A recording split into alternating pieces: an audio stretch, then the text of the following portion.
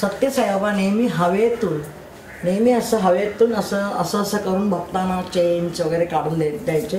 ही chain आली आहे, सोन्याची चेन अशी आहे.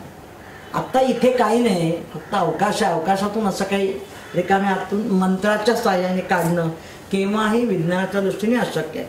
इथे मी हा साधा अंगठा आहे, माझ्या स्किनला मॅच होईल असा, तो इथे मी आधी त्याच्यात चेन घालून ठेवली होती, लोड केली होती, असा घातला होता.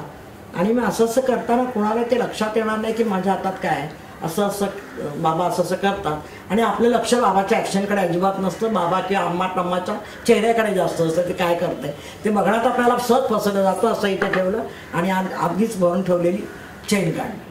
अशा प्रकारचं भस्म वगैरे पण हातातून असं काढून दाखवतात बाबा लोक.